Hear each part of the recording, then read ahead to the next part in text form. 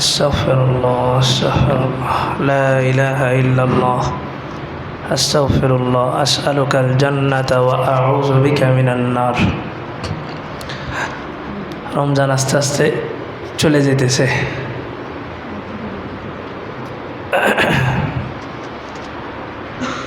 প্রতিদিন আগের দিনের তুলনায় আজকের দিন যদি উন্নত না হয় তো আমি শ্রেষ্ঠ মাখলুক হতে পারলাম না। সব প্রাণীর মধ্যে আল্লাহ তাআলা আমাকে শ্রেষ্ঠ বানাইছেন। বলা হয় যে ৮০,০০০ মাখলুকাত আছে, এই ৮০,০০০-এর মধ্যে আমাকে শ্রেষ্ঠত্ব দেওয়া হয়েছে। বিজ্ঞান তালাশ করে পাইছে ১৮,০০০, কিতাবে আসছে ৮০,০০০, বিজ্ঞান পাইছে ১৮,০০০। কোনটা বিশ্বাস করবেন, বিজ্ঞান না কিতাব? কিতাব। এটার একটা জবাব হইল, দিন দিন অনেকগুলা প্রাণী আছে অবহেলার কারণে হারায় যায়। ছোটোবেলায় আমরা অনেক পাখি দেখছি, এখন এই পাখিগুলো দেখা যায় না। যত্ন না থাকার কারণে প্রাণী শেষ হয়ে যায়। এবং যে দূষিত আবহাওয়া, বিভিন্ন ফ্যাক্টরির এই দূষিত আবহাওয়ার কারণেও প্রাণী শেষ হয়ে যায়। তো ৮০,০০০ মাখলুকের মধ্যে আমাকে শ্রেষ্ঠত্ব দেওয়া হয়েছে শুধুমাত্র এক কারণ, সেটা হইল প্রাণী কালকেও যা আজকেও তা। কালকেও খাইছে ঘুমাইছে, আজকেও খাইছে ঘুমাইছে। তা আমি যদি গতকালও খাইলাম ঘুমাইলাম আর আজকেও খাইলাম ঘুমাইলাম, তাহলে আমি শ্রেষ্ঠ প্রাণী হতে পারলাম না। বরং দেখা যায় গরু খাইছে ঘুমাইছে পাশাপাশি দুধ দিছে, কিন্তু আমি মানুষ দিন দিন যদি সমাজের জন্য একটা বোঝা হই, পরিবারের জন্য যদি একটা বোঝা হই, তাহলে আমি নামে মানুষ কিন্তু আসলে আমার মধ্যে পশুত্ব ছাড়ার কিছুই নেই। আজকে একটা কিতাবে পড়ছি, মানুষ কাকে বলে সংজ্ঞা দিছে, বলে যে আল ইনসান হুয়া হায়াওয়ানুন মুমিন, যে ব্যক্তি মুমিন তাকেই মানুষ বলা হয়। মুমিন ছাড়া অন্যরা মানুষ নয়, পার্থক্য করা যায় না। তো রমজান মাস আসছে, অন্তত রমজানের 30 দিন 30টা প্র্যাকটিস, রমজানের বাহিরে 11 মাস প্র্যাকটিক্যাল, আর রমজানের এই 30 দিনে প্র্যাকটিস। প্রত্যেক দিন আমার এই জিনিসটা খেয়াল করতে হবে যে গতকাল থেকে আজকে একবার হলেও সুবহানাল্লাহ বেশি পড়ব। গতকালকে সুবহানাল্লাহ 33 বার পড়ছি, আজকে একবার বেশি 34 বার পড়লাম। আল্লাহ, কেউ যদি 5 ওয়াক্ত নামাজের পরে 10 বার দুরূদ শরীফ পড়ে, 10 বার, তাহলে সে জান্নাতে প্রবেশ করবে। দুরূদ শরীফ মানে কি আল্লাহুম্মা সাল্লি আলা, এত বড়টা না, শুধুমাত্র সাল্লাল্লাহু আলাইহি ওয়াসাল্লাম। সাউন্ড কোথায়?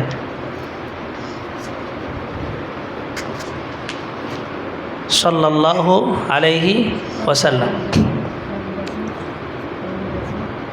আচ্ছা, ওনার দাঁড়ায় গেছে না, ঠিক আছে।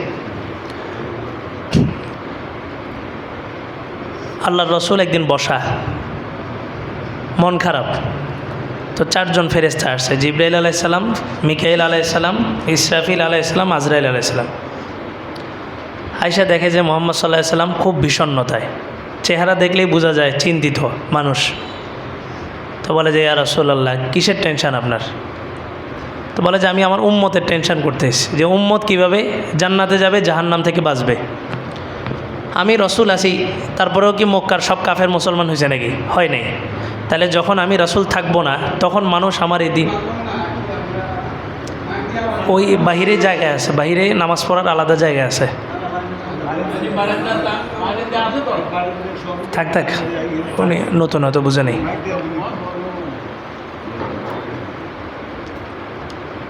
যেখানে মানুষ নামাজ পড়ে ওখানে কথা বলা নাজায়েজ। যেখানে মানুষ নামাজ পড়ে ওখানে কথা বলা নাজায়েজ, কারণ নামাজ পড়তেছে যে সে কার সাথে কথা বলতেছে? আল্লাহর সাথে। আর যেখানে মানুষ কথা বলতেছে ওখানে নামাজ পড়া নাজায়েজ। এক জায়গায় ওয়াজ মাহফিল হবে, এখন আপনি ওয়াজ মাহফিলে স্টেজের সামনে যায় যদি নামাজে দাঁড়ান, ওই নামাজ পড়াটা কি নাজায়েজ। আর একজন মানুষ নামাজ পড়তেছে ওখানে সামনে বৈশা কথা বলাটা নাজায়েজ। দোনো দিকই বিবেচনা করতে হবে। আল্লাহ, তো আল্লাহ রসুলকে বলতেছে যে কিসের পেরেশানি? তো বলে যে আমার উম্মত কিভাবে জান্নাতে যাবে, কিভাবে জাহান্নাম থেকে বাঁচবে। তা আজরাইল আলাইহিস সালাম আয়েশা বললেন, ইয়া রাসূলুল্লাহ, আপনার কোনো বান্দা যদি সকালে 10 বার বিকালে 10 বার আপনার উপর দুরূদ শরীফ পাঠ করে, তাহলে আমি তার মৃত্যুর সময় এত সহজে তার থেকে জানটা বের করব যে একটা সুই সমুদ্রে ঢুকাইলে বের করতে কি কোনো কষ্ট আছে? নাই।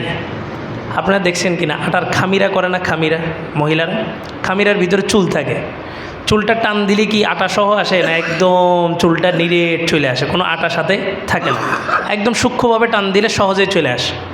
আজরাইল আলাইহিস সালাম বললেন, যে ব্যক্তি আপনার উপরে সকালে 10 বার বিকালে 10 বার দুরূদ শরীফ পড়বে, তার জানটা আমি এভাবে বের করব যে সে টেরই পাবে না, সে হাসতে হাসতেই আমি তার রূহটা তার থেকে বের করে ফেলব।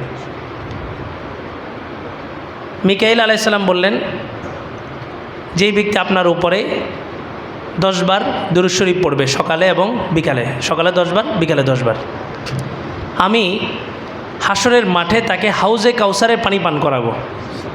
হাউজে কাউসারের পানি কি? বলে যে হাসরের মাঠ, কেয়ামত যেটা হবে, কেয়ামতের মাঠ যেটা, এটা একদিনই হবে 50,000 বছর, 50,000 সানাতিম মিম্মা তাউদ্দুন, 50,000 বছর মানুষ শুধু দাঁড়াইয়েই থাকবে। কয় না মিলাদ কেয়াম, কেয়াম মানে কি? দাঁড়ানো।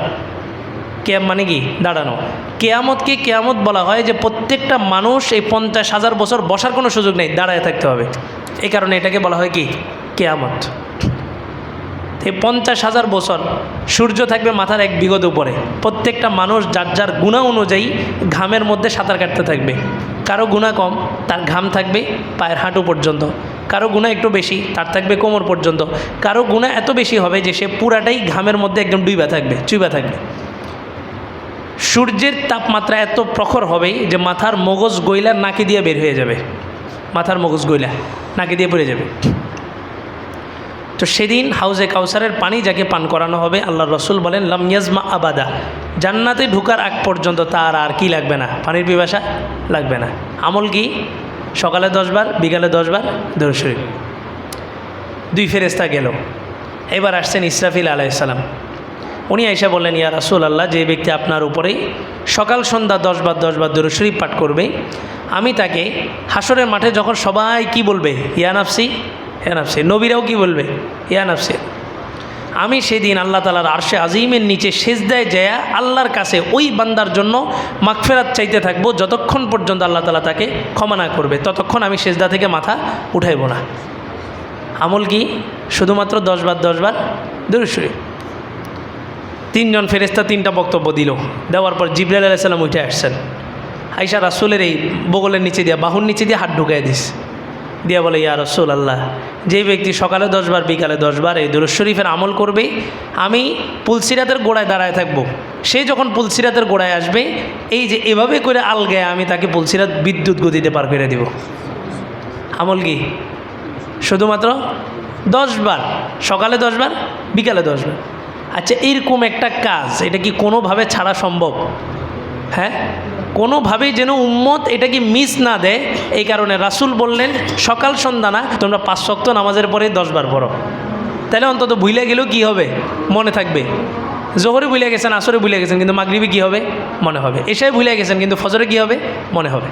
এই জন্য এটা গুরুত্ব। দুরূদ শরীফ একবার পড়লে 10টা রহমত। মান সাল্লা আলাইয়া সালাতান সাল্লাল্লাহু বিহা আশরান, যে ব্যক্তি একবার দুরূদ শরীফ পড়বে তার উপর আল্লাহ তাআলা 10টা রহমত নাজিল করবে। 10টা রহমত কি? পেরেশানি দূর হয়ে যাবে, এটা একটা রহমত। কোনো পেরেশানি নেই, কোনো টেনশন নাই, শুইছে ঘুম। আর আরেকজন কোটি কোটি টাকার মালিক, কি খেতে হয়? ঘুমের ওষুধ খেতে হয়। রাস্তা পার হইতে গেছেন, নিরাপদে রাস্তা পার হয়ে গেছেন, কোনো অ্যাক্সিডেন্ট হন নাই, এটা হচ্ছে রহমত। ক্ষুধা লাগছে, খাবার উপস্থিত হয়েছে, এটা একটা রহমত। সন্তানগুলো আপনার কথা শুনে, এটা একটা রহমত। বিবি আপনার কথা শুনে, এটা একটা রহমত। সমাজের মানুষ আপনাকে সম্মান করে, এটাও একটা কি? রহমত। এই সবগুলাকে বলা হয় রহমত। যতগুলো বিষয় অন্তরকে নরম করে, প্রত্যেকটা বিষয়কে রহমত বলা হয়। আপনি একজনকে টাকা দিয়েছেন, কেন? কয় যে তার প্রতি আমার একটু কী হয়েছে? দয়া হয়েছে, দয়া। এই দয়ার আরবি হচ্ছে কি? রহমত। এই জন্য রমজানে বেশি বেশি কী পড়বো? দুরূদ শরীফ পড়বো, বেশি বেশি, যত বেশি পড়া যায়। পেরেশানি আসছে, মনে করেন এখন ইনস্ট্যান্ট আপনি একটা বিপদে পড়ে গেছেন, এই মুহূর্তে আপনার বিপদ থেকে উদ্ধার হইতে হবে, একমাত্র আমল দুরূদ শরীফ। একমাত্র আমল করেন, সাথে সাথে উদ্ধার হয়ে যাবে।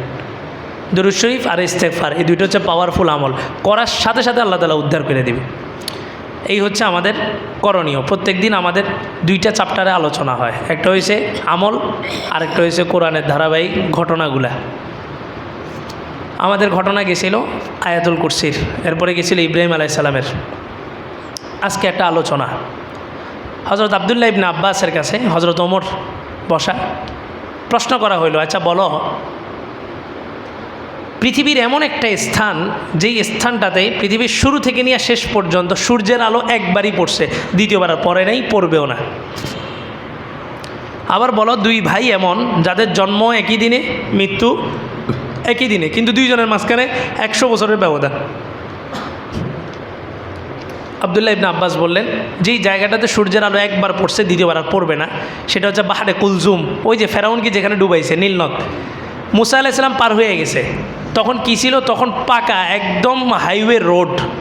বনী ইসরাইল যখন পার হয়েছে হাইওয়ে রোড, এটা কি সমুদ্রের উপরে না নিচে? নিচে। 2 দিকে কী ছিল?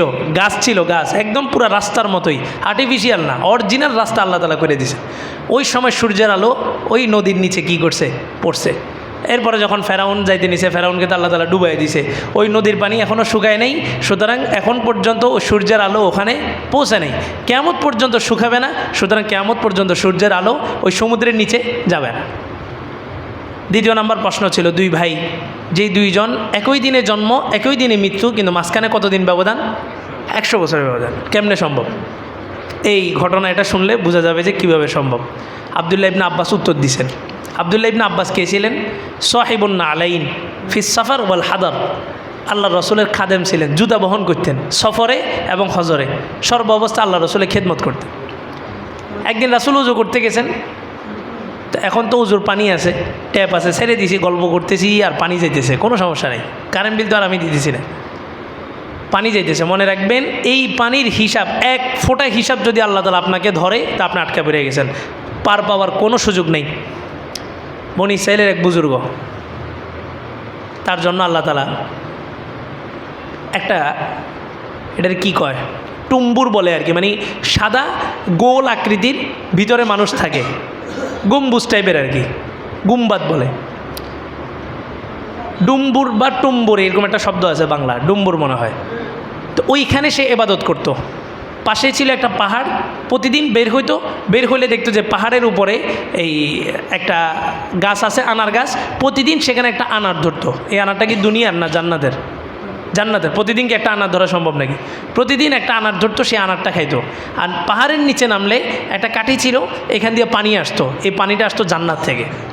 তো এই আবেদ ইবাদত করতো, প্রতিদিন ওই হুজরা থেকে বের হইতো, বের হয়ে একটা আনার ধরতো, আনারটা খাইতো, আর নিচে এসে পানি পান করতো, আবার ঢুকে যেত, ইবাদতে ঢুকে যেত। কয় যে পেশাব পায়খানা করতো না? না, পেশাব পায়খানা করতো না। কেন? জান্নাতে কি বাথরুম আছে নাকি? কেন নেই? জান্নাতের প্রত্যেকটা খাবার হচ্ছে পিওর। আর আমরা যেটা খাবার খাই, সায়েন্স বলে এই খাবারের মধ্যে 5% হচ্ছে ক্যালোরিয়াম, ভিটামিন, আর 95% কি? ময়লা। এই কারণে আমরা ওয়াশরুমে যাওয়া লাগে, বুঝছেন নি? আপনি বিরিয়ানি খেলেও যাওয়া লাগবে, বিরিয়ানির মধ্যেও কি আছে? ময়লা আছে, আবর্জনা আছে। যত উন্নত মানের খাবার খান, পৃথিবীর সব খাবারের মধ্যে কি আছে? ভেজাল আছে, সব খাবার। কয় যে একদম মাত্র গাছের থেকে পাইরা নিয়ে আসছি, তো গাছ হয়েছে কিসের থেকে? সার দিয়েছেন না? ওই সার এটা কি ভালো না আপনার ক্ষতি হয়েছে? ক্ষতি। মুড়ি খান না, মুড়ির মধ্যে কী দেয়? সার দেয়। শেষ। ক্যান্সার থেকে বাঁচার কোনো সুযোগ নেই। আর আমাদের মেশিন এমন হয়েছে, এখন আপনি যদি পিওর 1 নাম্বার খাঁটি ঘি ঢালেন, আপনার পেট খারাপ হবো, কারণ মেশিন রয়েছে 2 নাম্বার। আপনি 1 নাম্বার খানা দিলে কি হবে না? হজম হবে না। তো 2 নাম্বার মেশিনে 2 নাম্বার খানায় দিতে হয়। তা আমরাও চলতেছে, প্রতিদিন খাই আলুর চপ, বেগুনি, পুরি, এগুলো দিয়ে আমাদের ইফতার হয়।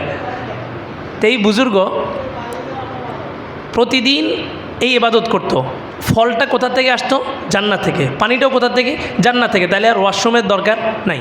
জান্নাতের খাবার 100% ক্যালোরিয়াম, কোনো ময়লা নেই, যার কারণে জান্নাতে কি হবে না? ওয়াশরুমে যাওয়া লাগবে না। আরও মজার একটা তথ্য দিই, আদম আলাইহিস সালাম জান্নাতে ছিলেন না?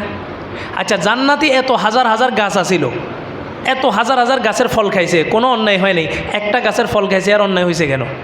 এটা একটা প্রশ্ন জাগে না? যে আল্লাহর দুনিয়া এত জান্নাতে গাছ ছিল, এই সব গাছের ফল খাওয়া যায়, একটা গাছের ফল খাইতে নিষেধ করছে কেন? যে ইসলাম কি কঠিন, কিচ্ছু করতে দেয় না, অথচ ইসলাম সহজ। আদম আলাইহিস সালামের জন্য জান্নাত কী ছিল? সহজ ছিল, একটা গাছ বাদ দিয়া সব গাছের ফল খা, কোনো সমস্যা নেই।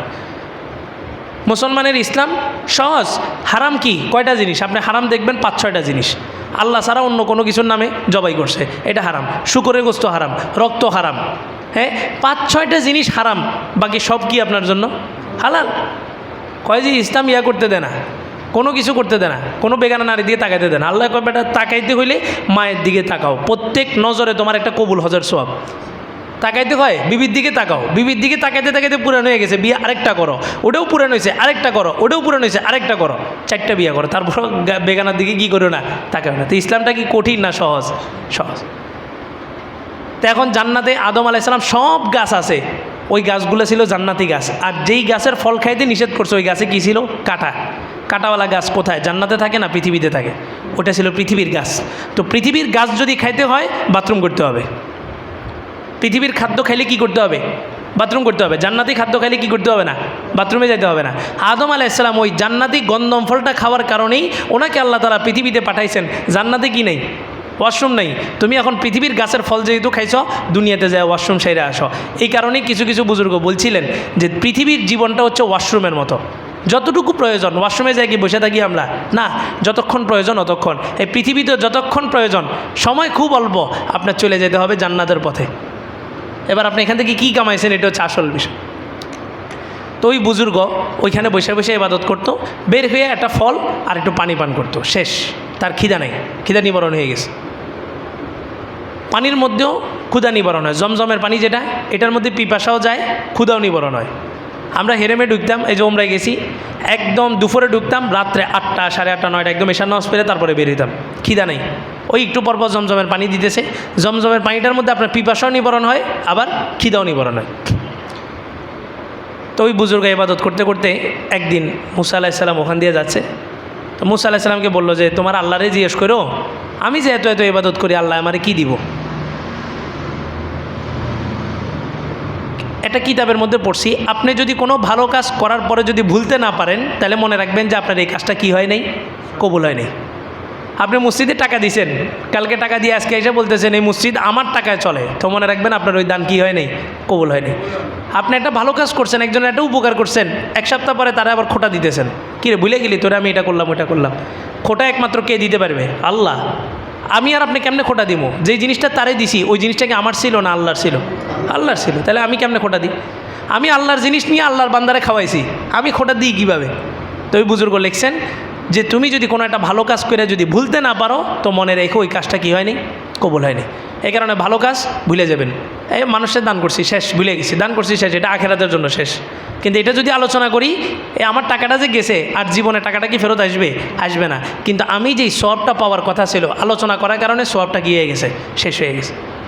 তো ওই বুজুর্গ মুসা আলাইহিস সালামকে বলতেছে, আল্লাহকে জিজ্ঞেস করবা, আমি তো এত এত ইবাদত করি, আল্লাহর কত উপকার করি। আমরা যে নামাজ পড়ি কি আল্লাহর উপকার করি নাকি আমাদের নিজেদের উপকার করি? নিজেদের উপকার করি। কয় যে আমি আল্লাহর এত এত ইবাদত করি, আল্লাহকে জিজ্ঞেস করো যে আল্লাহ আমাকে কি দিবে। মুসা আলাইহিস সালাম আসছেন, আয়েশা আল্লাহর সাথে কথা বলে তাকে বলল যে আল্লাহ তাআলা বলছে তোমাকে জান্নাতে একটা স্পেশাল নহর দিবে, জান্নাতে একটা স্পেশাল নহর দিবে। এই কথাটা একটু সূক্ষ্ম কীভাবে? আপনাকে আর আমাকে যদি কেউ বলতো যে তোমার এই যেভাবে আসো এভাবে চলতে থাকো, তাহলে তোমাকে আল্লাহ তাআলা একটা জান্নাতে স্পেশাল নহর দিবে।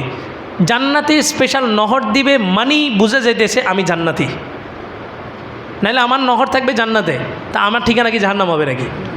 বুঝেন নাই? তাহলে আমার যেহেতু জান্নাতে একটা স্পেশাল নহর থাকবে, তার মানে আমি কোথায় থাকবো? জান্নাতে। ওই বুজুর্গ বলে, কে এত এত ইবাদত করছি, খালি একটা নহর দিব? ও তো আর বুঝে নাই, ওর ভিতরে ইবলিসে ধোকা দিস, তোর মধ্যে অহংকার চলে আসছে।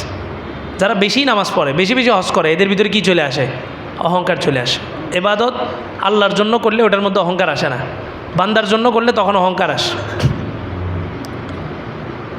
সভাপতি সাহেবের নাম লেখছে মাহফিলের ভিতরে, তো সভাপতি সাহেব আইসা, সভাপতি মানে কি বড় হুজুর নাকি? না, সভাপতি মানে হচ্ছে যে বেশি টাকা দেয়। মাহফিলের সভাপতি মানে কি? উনি এবার মাহফিলে বেশি টাকা দিছে, 10,000 টাকা দিছে, এটার নাম হচ্ছে সভাপতি। সভাপতি আইসা টাকা দিব না, কে টাকা দিবেন না? আমি 3বার হজ করছি, আমার নামের শুরুতে কি লেখে নাই? আলহাজ লেখে নাই, আলহাজ লেখে নাই, এই জন্য উনি কি দিবে না? টাকা দিবে না। তো হজ কি উনি আল্লাহর জন্য করছে না মানুষের জন্য করছে? এই জন্যই আল্লাহ বলছেন হাজি সাবরি দিয়ে জাহান্নাম কি করা হবে, উদ্বোধন করা হবে। তো এই বান্দা বলতেছে শুধু একটা নহর দিবে, এত এত ইবাদত করলাম, এত বছর ধরে ইবাদত করলাম, বিয়ে করি না, এটা করি না, ওটা করি না, আমার শুধু একটা নহর দিবে। তো আল্লাহ তাআলা তাকে জাহান্নাম ভ্রমণ করাইছেন। এটা আল্লাহ তাআলার একটা কারামত। রসুলকে নিয়ে গেছেন না, রসুলকে নিয়ে জাহান্নাম সফর করে আনছেন, জান্নাত সফর করে আনছেন। আল্লাহ তাআলা তাকে জাহান্নামে নিয়ে গেছে। সেই জাহান্নামে যখন ঢুকছে, জাহান্নামের চতুর্দিকে যখন আগুন দেখতেছে, তার পিপাসা লাগছে, প্রচণ্ড পানির পিপাসা লাগছে। সে বলে যে আল্লাহ আমার খুব পানি পিপাসা লাগছে, আমার পানির ব্যবস্থা করে, নাহলে আমি মরে যাবো। তো আল্লাহ বলে যে এটা তো দুনিয়া না, এটা তো আখেরাত। দুনিয়া তুমি যা চাইছো আমি দিছি, কোনো বিনিময় চাইনি, কোনো সময় বলি নেই। নাফরমানেরও আল্লাহ তাআলা রিজিক দিছে, নাফরমানেরও আল্লাহ তাআলা বিয়ের ব্যবস্থা করছে, সন্তানের ব্যবস্থা করছে, অথচ নাফরমান। কারণ এটা দুনিয়া, যা চামু তাই দিবি আল্লাহ। কিন্তু আখেরাতে তুমি আমার কাছে কিছু চাইলেই বিনিময় দিতে হবে। কি দিবে আমাকে? আর আখেরাতে কি টাকা পয়সা চলে? ওখানে হচ্ছে ইবাদত, নেক আমল। কি দিবে আমাকে? কয় যে আল্লাহ আমার একদিনের ইবাদত, আমি যে ইবাদত করতাম একদিনের ইবাদত দিলাম, আমাকে কি দেন? এক গ্লাস পানির ব্যবস্থা করে দেন। আল্লাহ কয় এই পানির তো এত দাম, এটা একদিনের ইবাদত দিয়া হবে না। কয় যে আমি এক সপ্তাহের ইবাদত দিলাম, কয় তাও হবে না। কয় এক মাসের ইবাদত, তাও হবে না। এক বছরের ইবাদত, তাও হবে না। কয় যে আমার পুরা জিন্দিগির ইবাদত আপনি নিয়ে যান, তারপর আমাকে এক গ্লাস পানি দেন। আল্লাহ এবার ডাক দিলেন, বান্দা তোরে আমি এক গ্লাস পানি না বলছিলাম, একটা নহর দিব, নহর, যেই নহরের শুরু আছে কি নাই, শেষ নাই, যেই নহর কোনোদিন শেষ হবে না।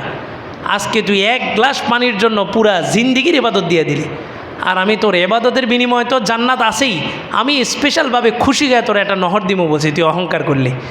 তো ওই সাথে সাথে ওই লোক ওই বুঝছে, তার নিজের ভুলটা বুঝছে, সাথে সাথে আল্লাহর কাছে মাপ চাইছে। তো যেটা বলতেছিলাম যে আমরা ইবাদত করে কি করি? গর্ব করি, অহংকার করি যে আমি এটা করছি, ওটা করছি। তা আবদুল্লাহ ইবনে ওমর আল্লাহ রসুলের, আবদুল্লাহ ইবনে মাসুদ আল্লাহ রসুলের কী ছিলেন? খাদেম ছিলেন। তা আল্লাহ রসুল একদিন তার জন্য দোয়া করছে, বলছে যে আল্লাহুম্মা ফাক্কিহু ফিদ্দিন ওয়া আল্লিমহু তাউইল। আল্লাহ আপনি তাকে দ্বীনের গভীর এলেম দান করেন, জ্ঞান দান করেন, প্রকৃত জ্ঞান যেটা, এলেম যেটা, এটা দান করেন। তা আল্লাহ রসুলের দোয়া কবুল হয়ে গেছে। পৃথিবীর এমন কোনো প্রশ্ন ছিল না যেটার উত্তর আবদুল্লাহ ইবনে মাসুদ দিতে পারতো না। রইসুল মুফাসসিরিন বলা হতো, কোরআনের তাফসিরকারীদের, মুফাসসিরদের সর্দার। হযরত ওমর বলেন আবদুল্লাহ ইবনে মাসুদ যখন উত্তর দেয়, আমার কাছে মনে হয় যে আল্লাহর রসুল জীবিত, আল্লাহর রসুল উত্তর দিতেছে। রাসূল যেমন প্রত্যেক প্রশ্নের উত্তর দিতে পারতেন, আবদুল্লাহ ইবনে মাসুদও সব প্রশ্নের উত্তর দিতে। কি কঠিন প্রশ্ন যে দুই ভাই, একই দিন জন্ম, একই দিন মৃত্যু, কিন্তু দুইজনের মাঝখানে কি 100 বছরের ব্যবধান, কত কঠিন। তা আবদুল্লাহ ইবনে মাসুদ এই আয়াত পড়ে দিয়েছেন। আয়াতের ঘটনাটা হলো, একজন নবী ছিলেন, অনেক নবীর নাম বলছে, বিশুদ্ধ মত অনুযায়ী ওজাইর আলাইহিসসালাম। ওজাইর আলাইহিসসালাম একবার একটা উপত্যকার একটা গিরিপথ দিয়ে যাচ্ছিলেন। যেই গিরিপথকে আল্লাহ তাআলা গোস্বা হইয়া, রাগান্বিত হইয়া ওই গিরিপথটাকে একদম ধ্বংস করে দিয়েছেন, তছনছ করে দিয়েছেন। গতকাল রাতে একটা ভূমিকম্প হয়েছে, টের পেয়েছেন না আপনারা? হ্যাঁ, এটা তো সবসময় হয়। এটা কি হয়? সবসময় হয়। হ্যাঁ, কোনো আলোচনাও নাই, হয়েছে কি হয়েছে, স্বাভাবিক। এখন আজাব আসতে আসতে আজাব কি হয়ে গেছে, স্বাভাবিক হয়ে গেছে। বিজ্ঞান বলে পৃথিবীর নিচে কিছু প্লেট আছে, প্লেটগুলো একটু এদিক সেদিক হলে জমিনে একটা প্রকম্প আসে। 9-এর বিজ্ঞান বইতে লেখছে যে জমিনের নিচে কি গরম, আগুনের লেলিহান শিখা। আর ইসলাম বলে জমিনের নিচে হচ্ছে জাহান্নাম। বিজ্ঞান বলে জমিনের নিচে কি আছে, গরম ভাব। তো বৃষ্টির পানি মাটি ছিদ্র কইরা নিচের দিকে চলে গেলে ওই গরম আর পানি একসাথে হয়ে একটা বুদবুদ তৈরি হয়, বুদবুদ। এই বুদবুদটা যখন জমিনের নিচে বাস্ট হয়, তখন জমিনের উপরে একটা ভূমিকম্প হয়। আপনারা তো সায়েন্স করেন না, বিজ্ঞান বলছে মানে অথেন্টিক, এটার উপরে কোনো তথ্য হইতে পারে না। বিজ্ঞান যে কত বাতাসের উপরে কথা বলে, এটা তার জ্বলন্ত প্রমাণ। অথচ আল্লাহর রসুল বলেন জমিন ভূমিকম্প হয় আল্লাহর আদেশে, সবসময় হয় না। কখন হয়? যখন আল্লাহ তাআলা আদেশ দেন। আল্লাহ কখন আদেশ দেন? যখন জমিনবাসীরা গুনাহ করতে করতে, গুনার একটা লিমিট থাকে, লিমিট যখন ক্রস করে, তখন আল্লাহ তাআলা জমিনে একটা ভূমিকম্প দিয়ে সতর্ক করেন। রমজানে শয়তান বাইন্দা ফেলাইছি, তারপরেও তোরা নামাজ পড়স না, এই জন্য একটা ভূমিকম্প দিছে। রমজানেই তো তারাবি, খালি মিছিল মিটিং। রমজানেই তো তারাবি কি 11 মাস আছে নাই? তারপরেও এই তারাবি লিয়া গুতাগুতি, কয় যে 8 রাকাত। এবার এক গ্রুপ বেরিয়েছে এই বছর 4 রাকাত। কয় রাকাত? 4 রাকাত। মনে হয় সামনের বছর মনে হয় এই 4 রাকাতও কি হবো না। আচ্ছা, নামাজে বান্দা কার সাথে কথা বলে? আল্লাহর সাথে। আল্লাহ কী কয় জানেন? বান্দা তুমি দাঁড়ায় কথা বলতে কষ্ট হয় তো বৈশা কথা বলো, তোমার জন্য অনুমতি আছে। আমি ক্লাস করি সকালে, ওই আহমদুল্লাহ সাহেবের সামনে বসি, তো এক আত্মাহিত শুরুতে এতক্ষণ বসে থাকা যায় 9টা থেকে 1টা। তা আমি নড়াচড়া করি, খালি নড়াচড়া করি। হুজুরকে কী সমস্যা? আমি বলছি আমার বসতে খুব কষ্ট হইতেছে। তো এবার হুজুর কয় যে শুধু তোমার জন্য অনুমতি আছে, আসন দিয়ে বসতে পারবা, বাকিটা তো সব ছাত্র। আমি তো এক জায়গার ইমাম খতিব। তো এবার আমারে কয় যে তোমার জন্য অনুমতি আছে, আসন দিয়ে বসতে পারবা। আল্লাহ এত পছন্দ করে বান্দাকে, কয় যে রমজান মাস তো শয়তান নাই, তুই আমার সাথে বেশি বেশি কথা কর। রমজানের বাইরে কথা কইতে পারস না, শয়তান আছে। এখন আমি শয়তান বানছি, আমার সাথে একটু বেশি বেশি কথা বল। আপনি যদি প্রকৃত আল্লাহর মহব্বত পড়ে আপনার দিলের মধ্যে, তাহলে আপনি কইবেন হুজুর আচ্ছা তারাবি 20 রাকাতের জায়গায় আমি যদি 40 রাকাত পড়ি কোনো সমস্যা আছে? তখন হুজুর কব না কোনো সমস্যা নেই। আইসা প্রশ্ন করে হুজুর 20 রাকাতের জায়গায় 8 রাকাত পড়লে কোনো সমস্যা আছে? আচ্ছা 20 রাকাত না 8 রাকাত বাদ দিলাম। আপনি এখান থেকে টাং রোড যাবেন, একজনে কইলেও ভাড়া 8 টাকা, আরেকজনে কইলেও ভাড়া 20 টাকা। একজন বলছে ভাড়া 8 টাকা, আরেকজন বলছে ভাড়া 20 টাকা। আপনি যদি চালাক হন, আপনি কত টাকা নিয়ে বের হবেন? হ্যাঁ না বুঝেন নাই, মানে দুইজনে বক্তব্য দিয়েছে। আপনি একজনে বললো যে এখান থেকে টাং রোড যাইতে 8 টাকা, আরেকজন কইছে কি 20 টাকা। আপনার টাং রোড যাওয়াই লাগবে বাধ্যতামূলক, আপনার প্রয়োজন। তাহলে আপনি কত টাকা নিয়ে বের হবেন? 20 টাকা। 20 টাকা নিয়ে বের হবেন, কারণ 8 টাকা নিয়ে যদি বের হন, ওখানে যায় যদি দেখেন 20 টাকা, তাহলে আপনি ধরা খেয়ে গেলেন।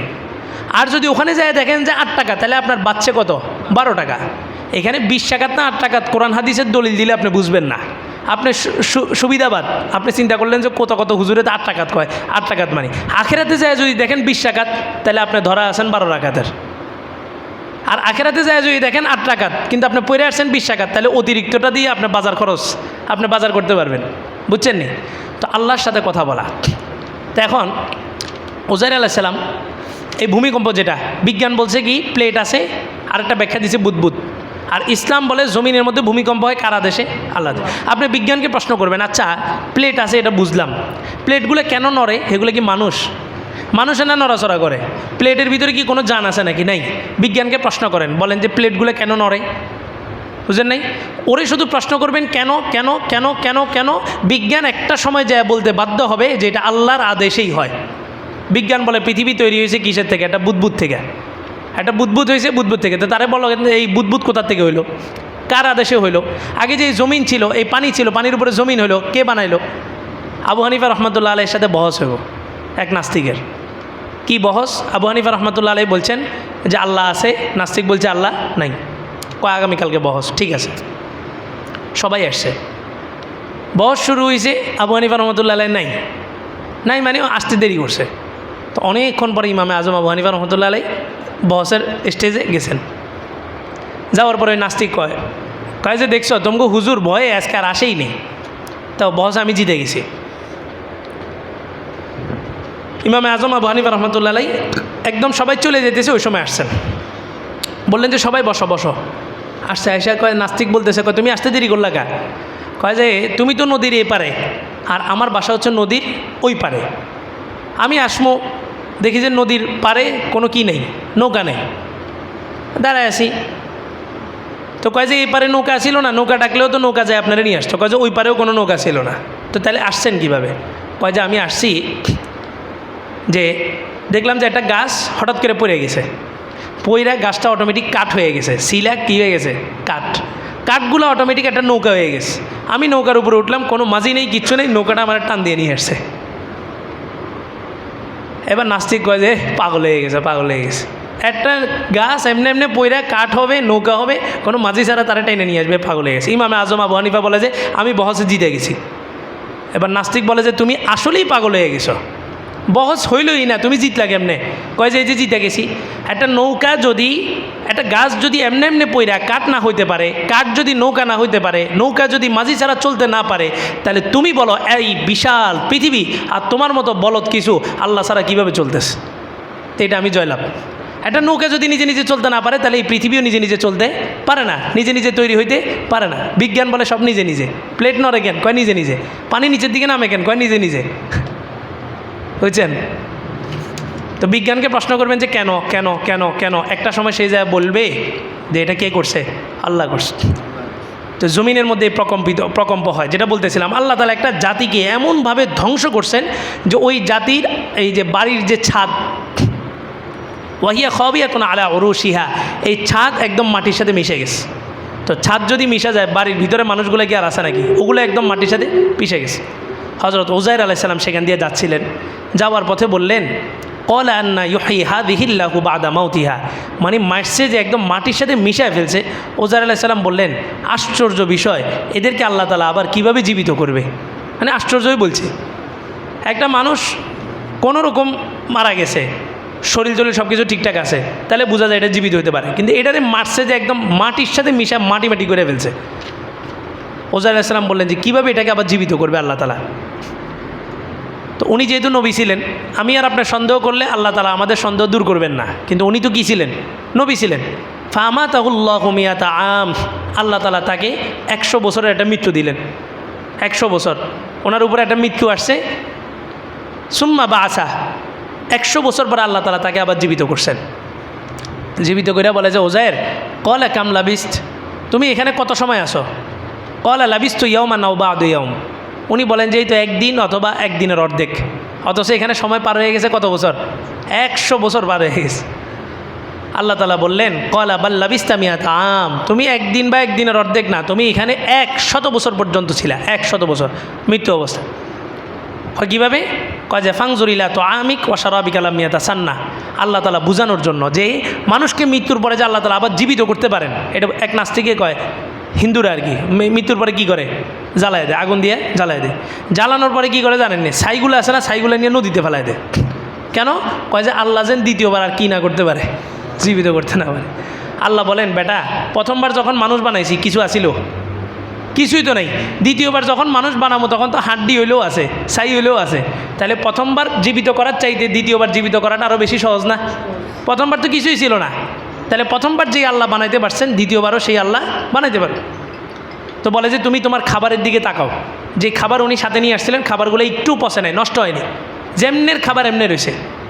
ওয়াংজুর ইলা হিমারিক, অথচ তুমি তোমার গাদার দিকে তাকায় দেখো, এই গাদার দিকে তাকায় দেখে গাদা ময়রা পয়সা সব কিছু গইলা, শুধু হাড্ডিগুলো আছে, হাড্ডি মাটি খায় না, বাকি সব খেয়ে ফেলে, মানুষের দেখবেন কঙ্কাল থেকে যায়। আল্লাহ বলেন ওয়ালিনা জালাকা আয়াতাল লিন্নাস, আমি এভাবেই মানুষের জন্য নিদর্শন রাখলাম। এবার তুমি গাদারার দিকে তাকায় দেখো, ওয়াংজুর ইলাল ইযম কাইফা নুনশিজুহা সুম্মা নাকসুহা লাহমা। উযাইর আলাইহিস সালাম হাড্ডিগুলোর দিকে তাকায় দেখে কি হাড্ডিগুলো দাঁড়াইছে, একটা একটা করে দাঁড়াইছে, দাঁড়ায় কঙ্কাল হয়েছে। কঙ্কাল হওয়ার পরে এটার উপর দিয়ে সুম্মা কাইফা নুনশিজুহা, এটার উপর দিয়ে আল্লাহ তাআলা গোশতের আবরণ বসায় দিয়েছেন, গোশত বসায় দিয়েছেন। সুম্মা নাকসুহা লাহমা, এই গোশত বিছায় দিয়েছেন, গোশতের উপর দিয়ে চামড়ার প্রলেপ বিছায় দিয়েছেন, মানে আবার এই গাদাটা আগের মতো গাদা হয়ে গেছে। তো উযাইর আলাইহিস সালামের বিশ্বাস হয়েছে যে আসলে মানুষ মৃত্যুর পরে আবার জীবিত হইতে পারে। ফালাম্মা তাবায়্যানা লা, ওনার সামনে যখন এটা স্পষ্ট হয়েছে উনি বললেন ক্বালা আ'লামু আন্নাল্লাহা আলা কুল্লি শাইইন কাদির, আল্লাহ এবার আমার বিশ্বাস হয়েছে, আমি যেহেতু চোখে দেখছি, একজনে খালি সারা জীবন শুনছে আগুনে কি করে জ্বালায় দেয়, কিন্তু কোনোদিন পরীক্ষা করে নাই। তো একদিন হাত ঢুকায় দেখে যে আসলে আগুনে কি করে পুড়ে ফেলে, তো এবার তার বিশ্বাস হয়েছে। তো এতদিন যে শুনছে ওই বিশ্বাস আর হাত দিয়ে যে দেখছে, দুই বিশ্বাসের মধ্যে কি আছে, ব্যবধান আছে। তো উযাইর আলাইহিস সালাম এতদিন শুনছেন আল্লাহ জীবিত করতে পারেন, আর এখন নিজেই 100 বছর মৃত্যুবরণ করার পরে জীবিত হয়েছেন, এবং নিজের চোখের সামনে গাদাটা, মৃত গাদাটা আবার কী হয়েছে, জীবিত হয়েছে। এখন আমরা ভিডিও বানায় দিলে হয়তো কইতাম যে এই সফটওয়্যার দিয়ে বানাইছে, এই সফটওয়্যার দিয়ে, ওই যুগে এগুলো কিছুই ছিল না। তো উযাইর আলাইহিস সালাম যখন দেখলেন নিজেও জীবিত হইতে পারছেন, ওই গাদাটাও জীবিত হইতে পারছে, আবার ওই খানা যেটা নিয়ে আসছে খানাটা নষ্ট হয় নাই, পচেও নেই, উনি বললেন যে আসলেই আল্লাহ তাআলা মৃত্যুর পরে আবার কি করতে পারবেন, জীবিত করতে পারবেন। এই একটা বিশ্বাস ওনার মধ্যে বদ্ধমূল হয়ে গেছে। তো এই ঘটনা থেকে আমাদের শিক্ষা এটাই যে আমরাও কিন্তু মুখে বলি যে মৃত্যুর পরে আমাদের আবার কী হইতে হবে, জীবিত হইতে হবে, কিন্তু আসলে আমরা মন থেকে এটা বিশ্বাস করি না। চোর যদি এটা বিশ্বাস করতো তাহলে সে কোনোদিন চুরি করতো না। কারণ কি, একটা কথা চিন্তা করবেন যে আপনি সারা জীবন নামাজ পড়ছেন, রোজা হজ জাকাত সব করছেন, কষ্ট হয়েছে না? কষ্ট হয়েছে। আপনার মৃত্যুটা কোন সময় আসছে? যখন আপনি মোবাইলে গান দেখতেছেন, এরকম মৃত্যু হয়েছে না, হেডফোন লাগাই দিয়ে যুবক মারা গেছে, সকালে মা বাপ যায় দেখে যে মোবাইলে কী চলে, গান চলে। তাহলে সারা জীবন নামাজ পড়লেন, রোজা হজ জায়গা সব করলেন, কিন্তু মৃত্যুটা হইলেও মোবাইলে কিছু একটা দেখতে যায়। অথবা একজন চোর চুরি করতে যায়, মৃত্যু হয়েছে, ঠিকানা কই? জাহান্নাম। কয় না শেষ ভালো যার সব ভালো তার।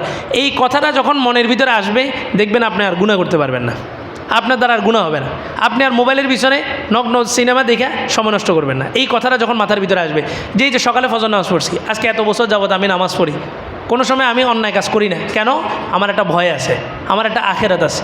এই মোবাইলটা ধরছি, ছাড়তে পারতেছি না, এই কথাটা মনে করেন, মোবাইলটা সরে যাবে। আরেকটা জিনিস মনের মধ্যে আনবেন, আজকে আমি দরজা লাগাই দিছি, কেউ দেখতেছে না, দরজা খুলতেছি না কেন? দরজা খুললে আমার বিবি দেখবে, আমার মা দেখবে, ছেলেরা দেখবে, আমি একটা শরম পাবো।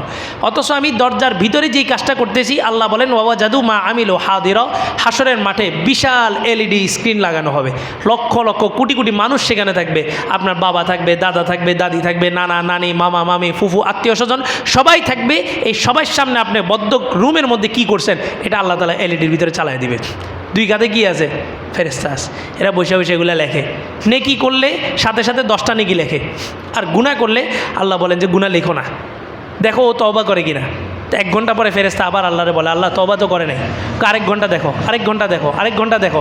ফজরের পরে গুনাহ করছে, সে জোহর পর্যন্ত তওবা করে নাই, ওই জোহরের নামাজে মসজিদে আসছে, আল্লাহ কয় যে গুনাহ যা করছে সব মাফ করে দাও। জোহরের পরে গুনাহ করছে, ফেরেশতা কয় যে আল্লাহ তওবা করে নাই, তওবা করে নাই, তওবা করে নাই। আসরে আসছে, আল্লাহ কয় যে আসরে যে আসছে মাফ করে দাও। প্রত্যেক 5 ওয়াক্ত নামাজে আপনার কী হইতেছে? গুনাহ মাফ হইতেছে। এক জুমা থেকে আরেক জুমা যা গুনাহ করছেন, পরবর্তী জুমা আল্লাহ তাআলা কী করছেন? মাফ করে দিয়েছেন। এক রমজান থেকে আরেক রমজান পর্যন্ত যা গুনাহ করছেন সব আল্লাহ, রমজানে যদি ঠিকমতো থাকেন, ঠিকমতো রোজা রাখেন, তাহলে আল্লাহ তাআলা কী করবে? মাফ করে দিবে। এই জন্যই রাসূল বলছে, এরকম অফার থাকার পরেও কোনো বান্দা যদি গুনাহ মাফ না করাইতে পারে, ওই বান্দা কি হোক? ধ্বংস হয়ে যাক। জিবরাইল আলাইহিস সালাম বদদুয়া করছে, আল্লাহ রসুল বদদুয়ার সাথে আমিন বলছে। আল্লাহ তাআলা আমাদেরকে কথাগুলো বুঝার, আমল করার তৌফিক দান করুন।